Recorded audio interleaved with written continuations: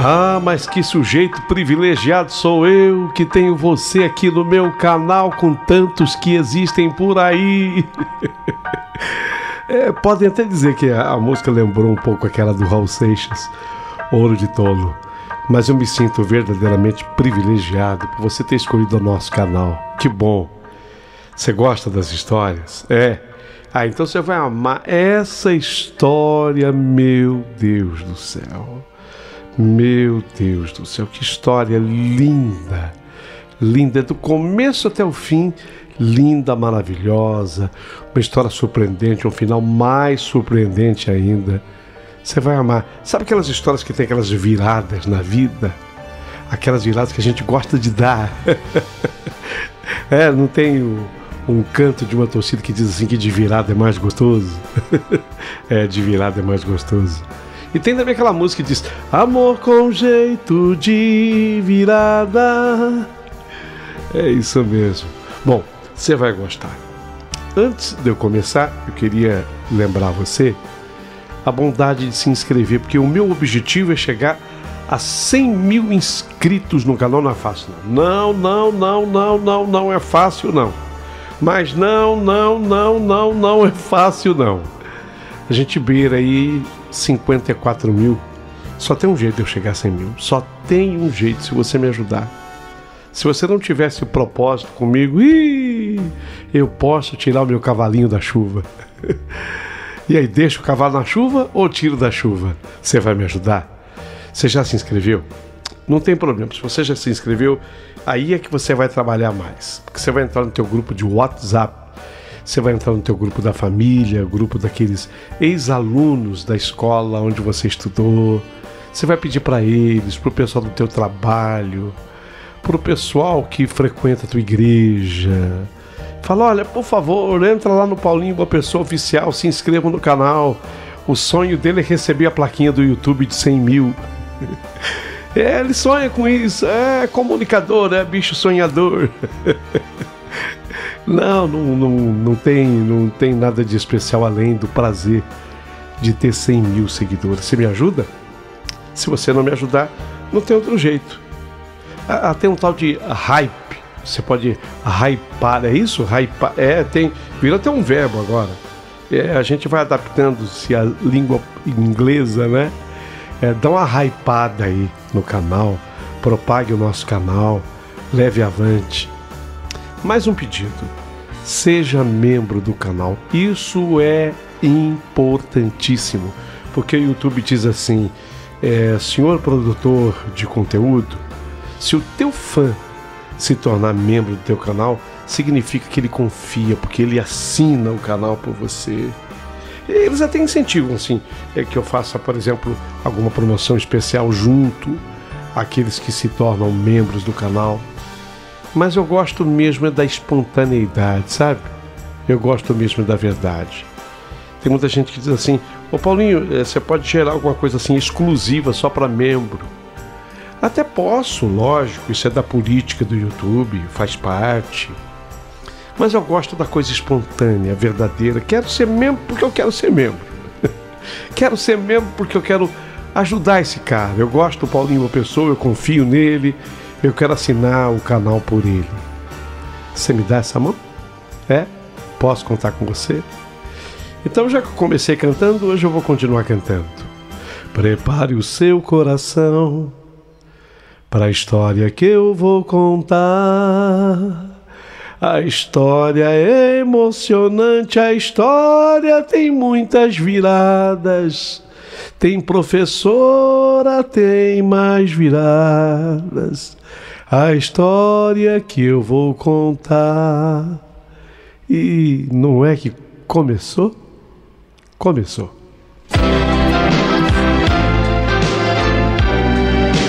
Rádio Emoção,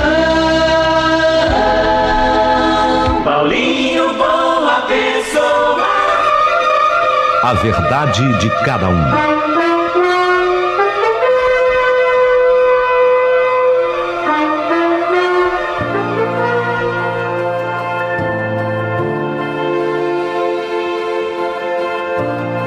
Dona Judite.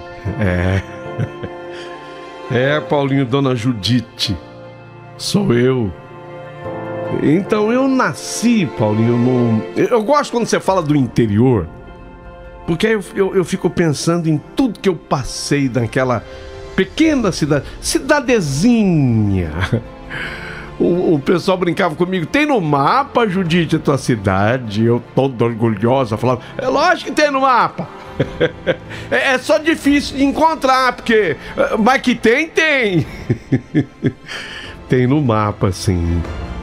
Foi ali que eu cresci, ajudando a minha mãe a catar lenha no mato, a lavar roupa no rio. A gente lavava roupa no rio e usava as pedras do próprio rio para quarar, Paulinho. Já pensou? Que diferença do mundo de hoje, com as máquinas de lavar roupa na lavanderia.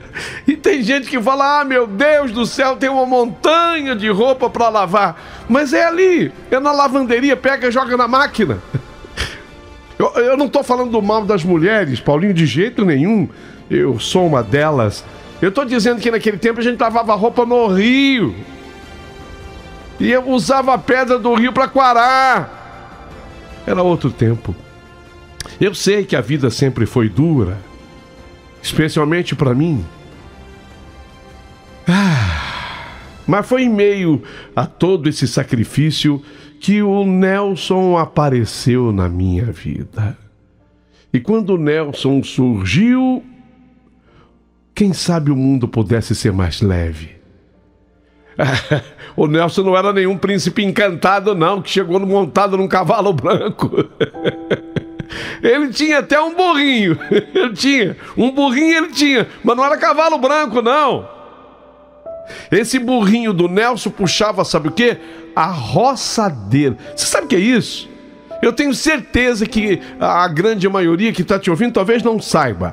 A roçadeira era uma ferramenta de lavrador para tombar a terra, mas não era o trator que puxava, era o burrinho. A roçadeira. O Nelson, ele era lavrador, trabalhava na enxada com um sorriso no rosto, e o burrinho que puxava a roçadeira, como se cada suco da terra fosse um caminho aberto para um futuro melhor. A gente se conheceu na feira. Eu vendia bolinho de chuva num tabuleiro de madeira improvisado. Aliás, a minha mãe era a melhor confeiteira de bolinho de chuva. E ele comprou 2.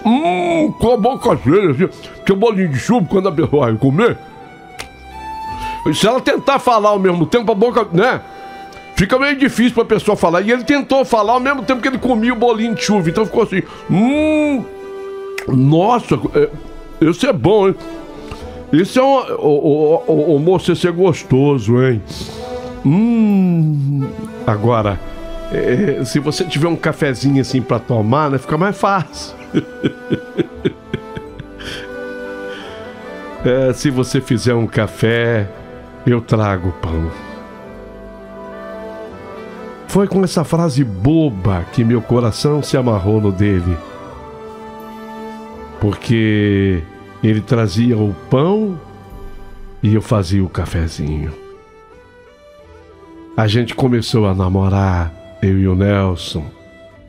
A minha mãe tinha gosto em ver o nosso namoro. O Nelson era bom.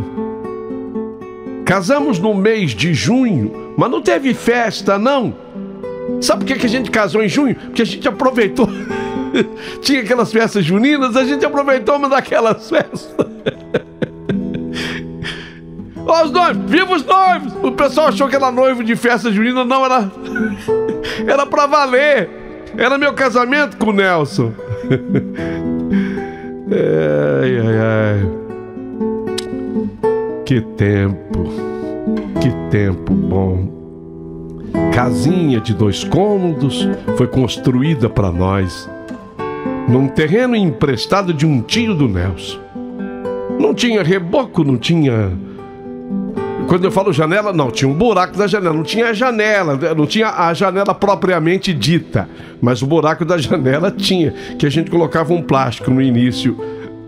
A gente aproveitou um saco de adubo, lógico que estava vazio, né, Paulinho? De plástico, esse adubo era. Então a gente colocava aquele plástico do saco de adubo na janela. Não demorou muito tempo, adivinha? Fiquei grávida. Os meninos vieram um a um como uma bênção do céu. Vinícius nasceu primeiro, forte, cabeludo, com um choro que ecoava longe. Mateus chegou 5 anos depois, mais calmo, mais observador. Dimas veio para ser o meu caçulinha. E veio quando eu menos esperava, como quem diz, ainda falta um pedacinho de alegria aqui.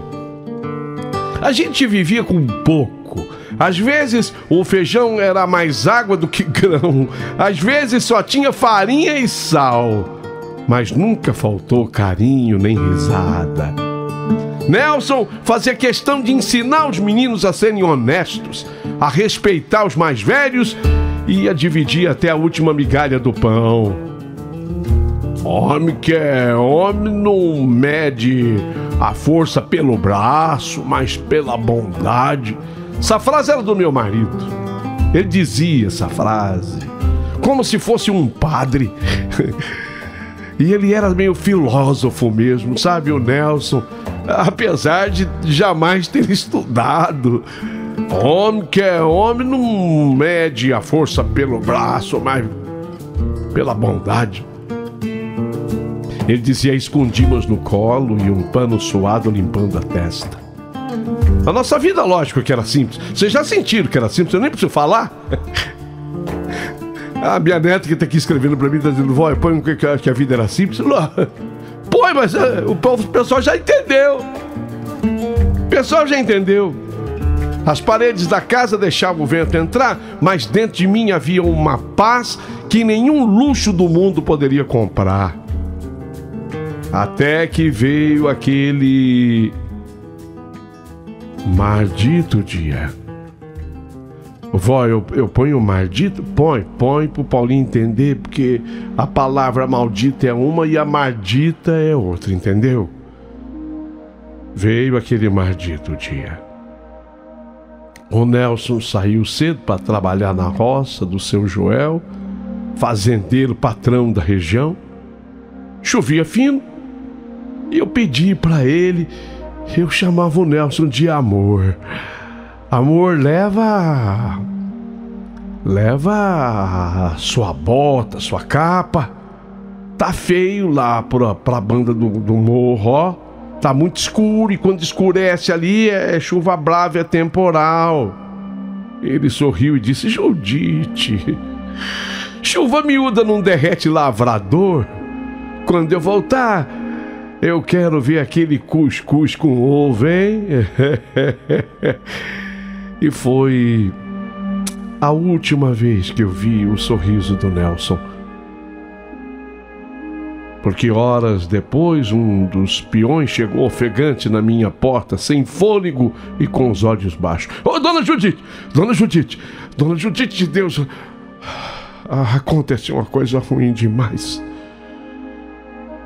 O Nelson caiu do caminhão quando voltava da lida. Quê? Como assim? Caiu do caminhão, Dona Judite? O chão fugiu debaixo dos meus pés. Lembro que os meninos estavam brincando com aqueles brinquedinhos toquinho que a gente fazia, os brinquedinhos, quem fazia era a própria criança às vezes. Vinícius olhou para mim confuso e perguntou: Ô Manhê? Era assim que a gente era chamada na roça. Não era de mamãe, mas de Manhê. Ô Manhê, o que aconteceu? Por que você tá chorando, Manhê? E eu abracei os meus filhos e gritei como quem tenta chamar a alma de volta do outro lado. Mas Nelson não voltou.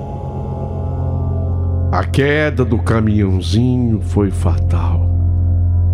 Quebrou o pescoço.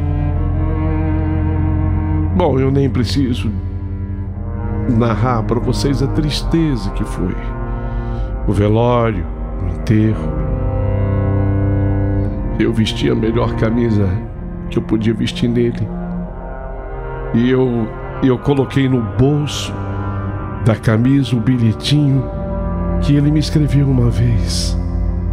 Judite, você é meu lar. Romântico. A minha neta ri, ela diz assim: vó, mas como é romântico? Fia, escreve aí. Talvez você hoje ainda não tenha cabecinha para entender o quão profunda essa frase romântica ela é. Judite, você é meu lar. Ô vó, mas ele não podia ter escrito Judite, você é o meu amor? Não. Judite, você é meu lar. Porque o lar é o amor de outras coisas juntas. Deixei as lágrimas escorrerem em silêncio, porque eu sabia que dali para frente o mundo iria ser mais cruel. Depois que o Nelson se foi, os dias ficaram mais cinzas, os meninos sentiam falta do pai. Vinícius se trancava no quarto dele, tentava fingir ser forte. O outro perguntava por que Deus levou o pai, o Dimas. O Dimas dormia agarrado à camisa velha do Nelson, com aquele cheirinho de suor e amor que só ele tinha. O dinheiro parou de entrar, as contas do armazém começaram a complicar. A comida foi rareando. A lenha a gente já não achava com tanta facilidade. E às vezes tudo que tínhamos para jantar era mingau ralo, feito com casca de banana cozida. E mesmo assim eu dizia: é banquete de rei, meninos, porque rei come o que tem com gratidão. Mas dentro de mim, a dor de ver os meus filhos emagrecendo, o rosto chupado, o zóio fundo, a dor de não ter mais com quem dividir o peso da vida. Foi então que eu decidi. Precisava sair para a cidade. Não dava mais para continuar no sítio, não. Cidade tinha um emprego. Eu limpar chão não tenho medo. Eu lavar roupa não tenho medo. Eu lavava roupa no rio, uai. Na cidade já tem tanque. Já tinha tanque. Já era uma evolução danada pro rio. Até chegar a máquina de lavar roupa, vai um tempo aí. Então eu me mudei pra cidade. Uma prima me arrumou um cantinho que tinha no fundo da casa dela, e eu e os 3 moleques, a gente se abrigou ali. Eu precisava então arrumar um trabalho, um emprego. Vou limpar chão, vou lavar roupa. Tive uma conversa com os meninos. Filho, amanhã eu vou sair para trabalhar. E falei com o Vinícius: e você é o mais velho, você vai cuidar dos seus irmãos, tá bom? Você agora é o homenzinho aqui da casa. Ele segurou minha mão com os olhos marejados e falou: eu cuido, mãe. Eu prometo para a senhora que eu cuido. E vou ficar esperando a senhora não demora, tá? Eu vou ver o que eu consigo arrumar. Abracei ele com força, sentindo que naquele momento uma parte da minha infância eu morria de vez, lógico. E morria de vez as lembranças todas lá do sítio. Quer dizer, eu já não ia viver mais aquilo. Eu era mãe, viúva, e mãe de 3 bocas famintas para alimentar. E foi assim que eu comecei a minha luta. No dia seguinte deixei o mingau esquentado para que eles se alimentassem daquele mingau. As ordens do Vinícius: mamãe volta logo, mamãe volta logo. E eu gritava: obedeço, Vinícius, eu amo vocês.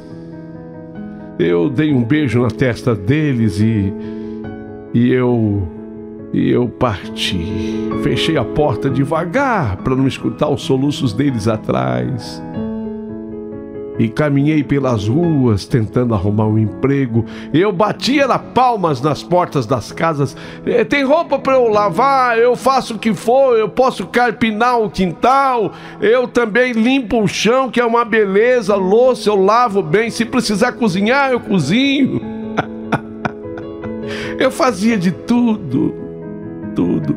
Na cidade a vida era diferente, lógico. Era difícil o emprego porque a cidade não era tão grande. Já falei pra vocês que a cidade era pequena. Aqui já tem uma moça que trabalha. A senhora só vai arrumar por indicação. Indicação? Quem é que vai me indicar? Já ia voltar pra casa com a alma arrastando no chão quando eu fui na casa mais bonita da cidade. Mas era a casa mais bonita. Eu evitei naquela casa porque eu achei que aquela casa não era pra mim.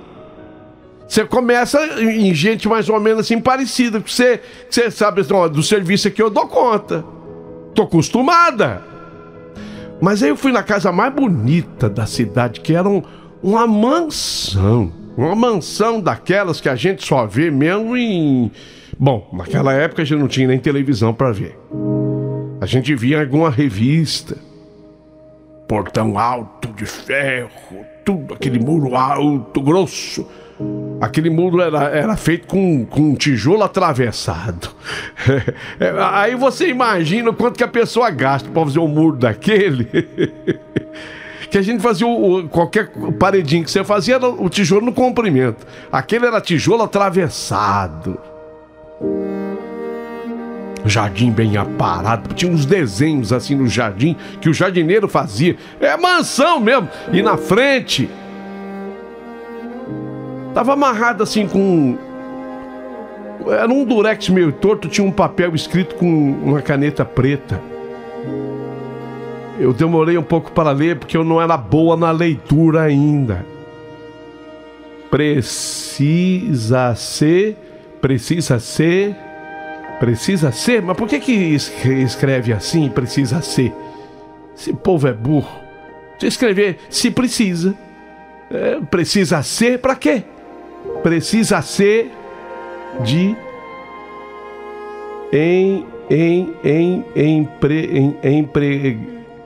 Precisa ser de empregada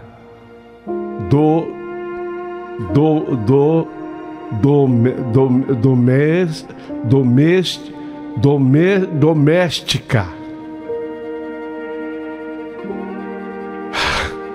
É aqui mesmo.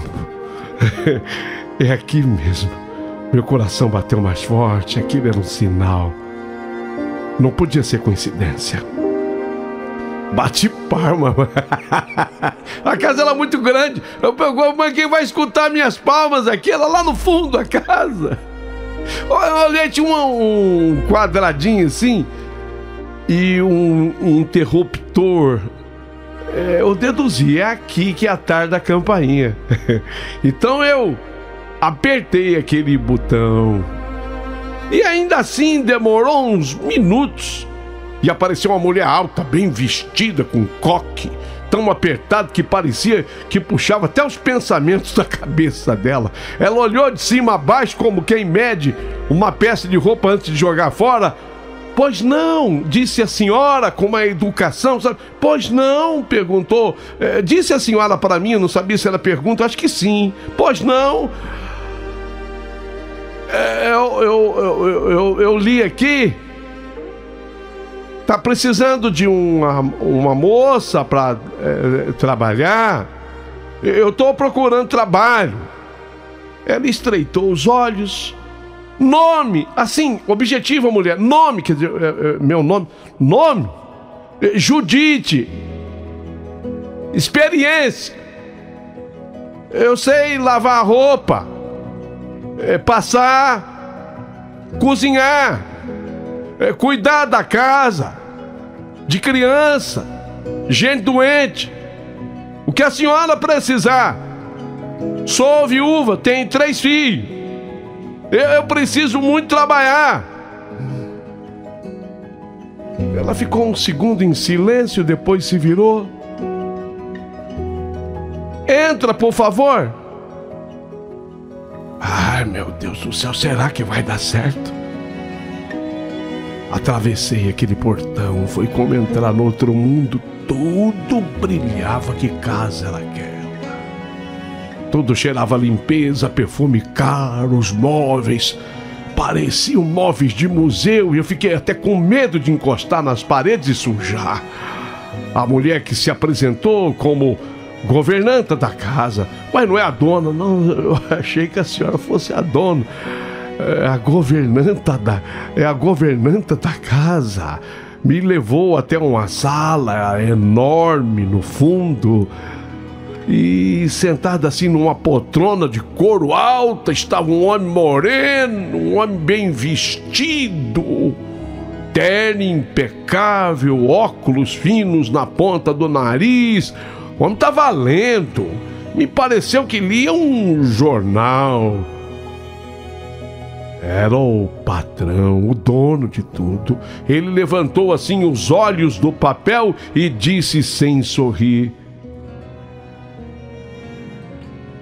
Você que é a Judite? Sim, senhor. Mora onde? É bairro do Alto, senhor. É perto da linha de trem. Tem filhos? Tenho, sim, senhor. 3, o Vinícius, o Matheus, o Dimas. Ele não respondeu logo, ficou me olhando como se tentasse adivinhar a minha vida inteira. E só pelo jeito que eu respirava, será que ele ia descobrir? Você disse que sabe lavar... Lavava roupa de quem? Eu lavava roupa no rio. No rio? Mas minha mãe lavava roupa e a gente usava as pedras do rio para quarar. Ah, diferente, né? É diferente. Cozinhar? Eu sei, assim, coisas simples, mas eu sei tudo, arroz, feijão, sei fazer frango, costela.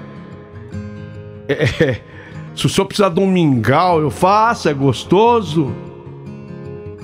Sério? Sério.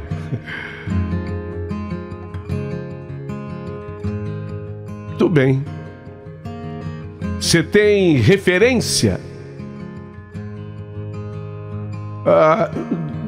Desculpa, eu não sei o que é. Se custa caro, eu não tenho, porque eu tô sem dinheiro. O que é referência? Ele riu. Tá contratada. Sério? Agora é sua vez de falar sério, né? Tá contratada. Você pode começar amanhã? 7 horas da manhã? É lógico que eu posso, até se o senhor precisar que eu venha antes, eu venho. Não, 7 horas tá bom. A Rita, a governanta, vai separar uma roupa pra senhora. Aqui a senhora vai ter um uniforme pra trabalhar. Então até amanhã, Judite. Desculpa, eu não sei o nome do senhor ainda. Julião. Julião? Tá certo, seu Julião. E no dia seguinte, lá tava eu. Quando a tal da Rita governanta me deu aquela roupa, aquilo era roupa de eu passear, de eu ir à missa. Não era roupa de eu trabalhar. Era muito melhor do que as roupas todas que eu já tinha usado na minha vida. Roupa bonita. Era um branco assim com um azul fraquinho, sapato fechado, café bom. Meu Deus, eu pensei nos filhos. Ah, meu Deus, se meus filhos estivessem aqui para tomar esse café, mas eu... Que café. E comecei a trabalhar. E comecei a trabalhar, lavar a louça do café da manhã, preparar tudo. O almoço, estranhei um pouco a cozinha, as coisas que já estavam prontas, porque eu já estava acostumado a fazer tudo aquilo na mão.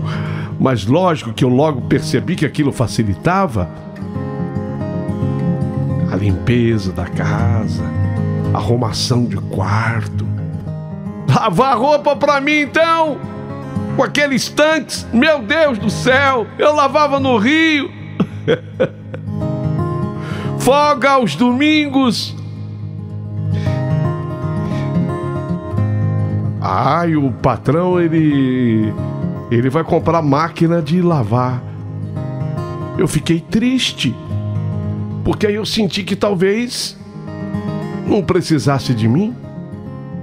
Não vai te mandar embora nada, é que é para facilitar. Tem muita gente já comprando máquina de lavar. Sim. Saí dali flutuando. Eu nem senti o calor daquele dia e nem chinelo apertado no pé. Eu só pensava, meus filhos vão comer hoje, porque a Rita me autorizou a levar um pouquinho do que tinha sobrado numa marmitinha para os meus meninos. Pode levar. Está autorizada. Não tem problema, olha, eu não pego nada escondido não, viu, dona Rita? Não, pode levar. Quando eu cheguei em casa, que eu contei a novidade para eles, que eles encheram a barriguinha com aquelas coisas boas. Eu ganhei na loteria, filhos! Eu ganhei na loteria. Eu tô trabalhando. A casa é demais. Vocês não podem ir lá, mas tem até piscina na casa, vocês sabiam? Tem tudo na casa. Mãe, conta mais. Mãe, conta mais. Enquanto eu contava, eles comiam. E agora a gente vai poder comer. Essa carne é pra você. Eu trouxe 3 pedaços de carne. Aquela carne gostosa, suculenta. Eu tinha feito, mas eu nunca trabalhei com a carne tão molinha como aquela, porque a vida era tão dura. E a gente vai poder comer carne todo dia, mãe? Perguntou o Mateus. Vai sim, meu filho. E fruta também. Eu tinha trazido umas maçãs que estavam assim com uma bobagem. Essa gente, sabe o que a Rita falou? Desculpa, essa maçã tá um pouquinho podrinha aqui, pode levar. Era um machucadinho. Era um machucadinho na maçã. Eu tirava aquilo com a pontinha da faca e fui dando pros meus meninos. Fazia tanto tempo que eles não comiam a maçã. Santo Deus. No dia seguinte cheguei às 7 em ponto. A senhora de coque, Rita. Rita me deu mais um uniforme. Dessa vez com bata branca, um sapato de sola dura e um lenço para a cabeça. O doutor Julião adorou a sua comida. Ele quer que a senhora se dedique mais à cozinha mesmo. Então agora a senhora vai usar isso aqui na cabeça para não cair cabelo. Caiu algum meu? Não. É para não cair, entendeu? É uma precaução. Mas a cozinha é toda sua, Judite. Depois eu vou contratar uma outra pessoa para se dedicar mais aos serviços da casa. Não, deixe comigo que eu dou conta. Não, ele quer que você se dedique mais à cozinha. Entendido. Fiz aquela comida. Depois os pratos diferentes foram entrando. Eu precisava de dicas de receita. Eu tinha dificuldade na leitura. E o seu doutor Julião, ele viu minha dificuldade lendo uma receita quando eu precisei preparar um tal de... Põe aí, minha neta, como é que eu falei a primeira vez. Estrogonofe.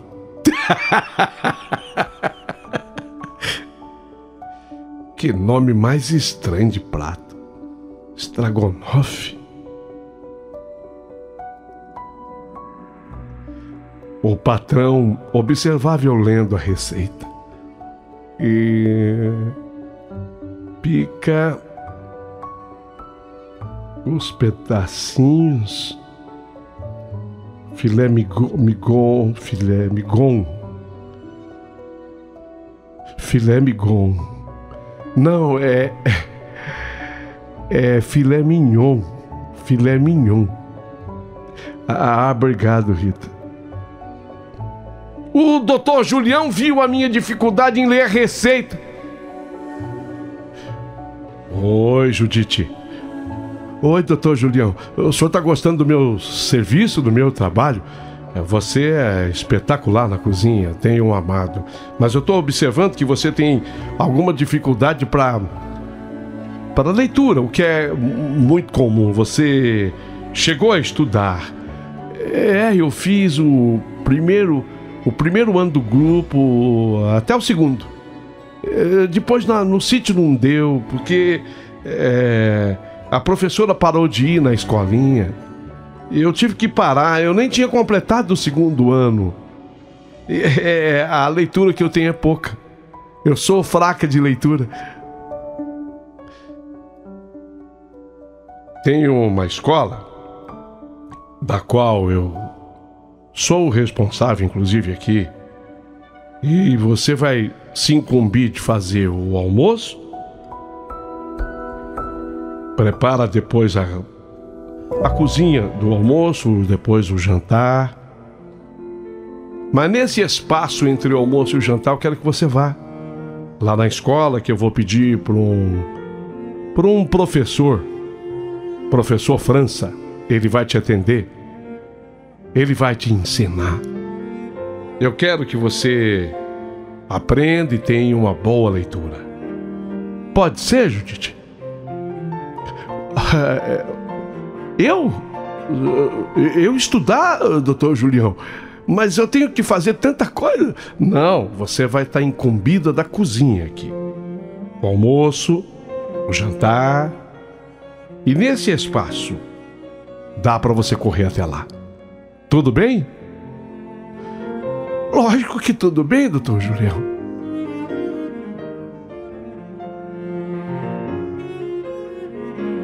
E era assim. Eu aproveitava esse intervalo entre o almoço e o jantar e eu corria até o colégio do qual o doutor Julião era o responsável. E era particular aquilo. E o professor França se dedicava a me ensinar. E eu fui evoluindo na leitura. E fui evoluindo na leitura. E fui ficando craque na leitura. E o tempo foi passando. E os meus meninos sendo alimentados, porque eu podia levar na minha marmitinha um pouco do muito que sobrava naquela casa. E assim eu ganhava o meu salário e eu sustentava os meus filhos. E além de tudo eu estudava. Até que um dia o professor França disse que eu podia entrar no que correspondia, porque eu já estava à altura da 5ª série. E aí ele disse que talvez eu pudesse fazer aquele tempo de ginásio num tempo menor. O que a isso se dava o nome de supletivo. E eu fiz o tempo de ginásio num tempo menor. E depois havia lá o curso de normalista. E o doutor Julião, que a essas alturas acreditava demais em mim e na minha capacidade, fez com que o professor França me matriculasse também no curso de normalista. E vocês não vão acreditar. Quer dizer, vão acreditar porque eu não minto. Até que eu recebi o meu diploma de professora. De todas as professoras, mais ou menos se formaram ali umas 25. Mas entre aquelas 25 moças, eu era a mais velha, porque eu havia me casado muito cedo. Se eu não disse ainda para vocês, aquele meu casamento com o Nelson, que eu conheci lá na feira, aconteceu tão cedo na minha vida, porque tudo isso já havia se passado e eu tinha ainda 27 anos. E eu me formei professora, a única que trabalhava como cozinheira na casa do Dr. Julião. As demais eram filhas de papai, que a gente dizia, famílias boas, abastadas, que davam essa condição para que as moças pudessem estudar, uma vez que era tão difícil que moças estudassem. Era tão difícil. E eu me formei professora. Meus filhos também agora estudavam lá mesmo naquele colégio onde o Dr. Julião arranjou para eles também um modo de estudar sem que pagassem nada, os três. Eu me formei professora.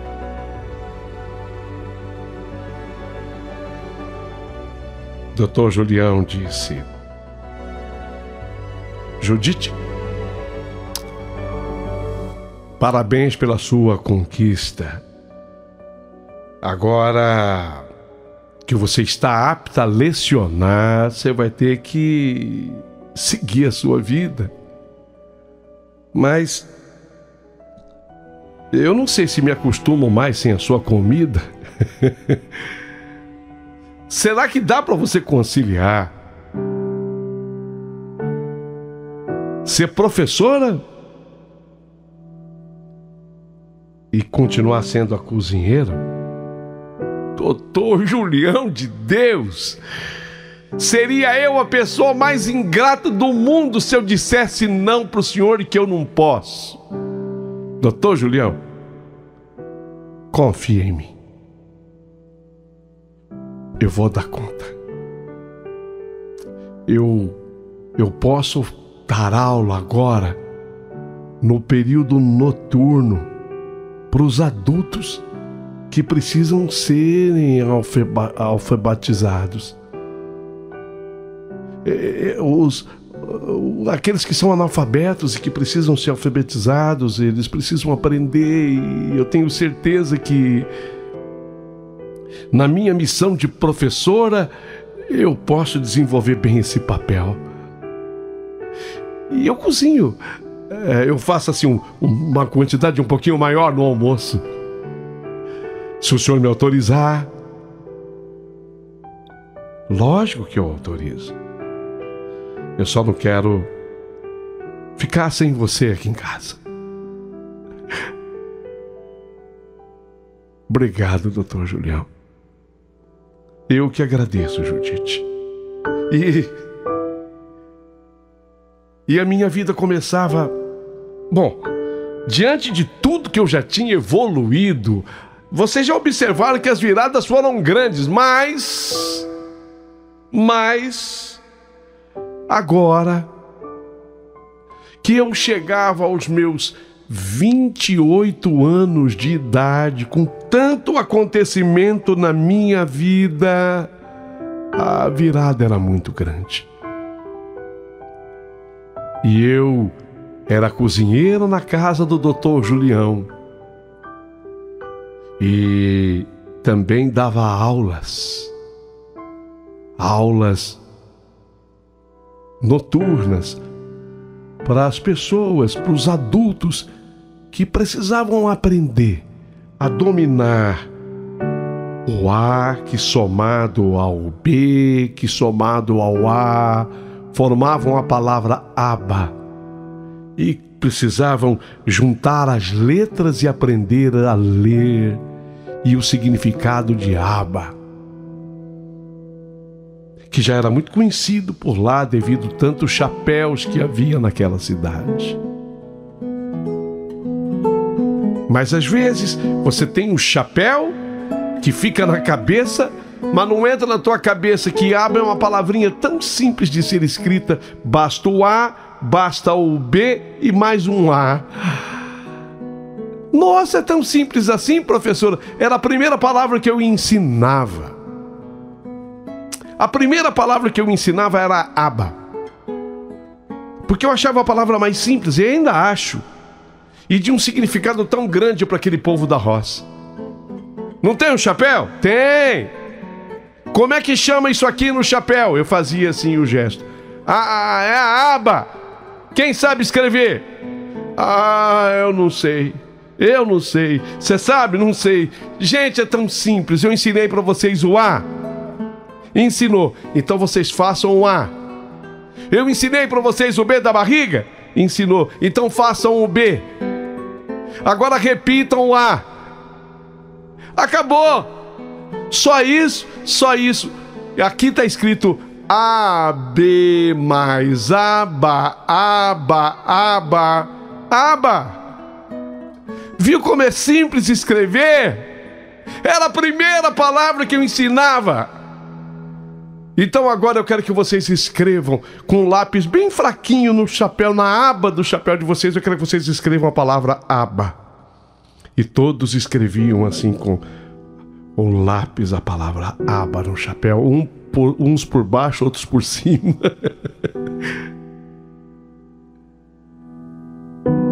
E assim eu virei professora e cozinheira. E aquilo marcaria a grande virada da minha vida. Na mansão mais imponente da cidade, sabe por quê? Porque o doutor Julião, ele não era apenas dono do colégio. Ele era também banqueiro. Ele tinha um banco com o nome dele naquela cidade, naquela região. Ele era um homem extremamente rico e poderoso. E é aí que começa a segunda parte da minha história. Mas que eu não vou contar tudo agora, porque esse texto ficaria muito longo. Eu já estou contando com a ajuda da minha neta, que está aqui a digitar enquanto eu dito. Mas eu prometo para vocês, prometo que eu vou contar minha história por inteiro. E tem uma grande, mas uma grande surpresa nisso tudo. Uma grande surpresa da mulher que não sabia ler a receita dos estrogonofe. Estragonofe. Foi quando eu disse esse nome que eu despertei no Dr. Julião o desejo dele me ajudar a crescer.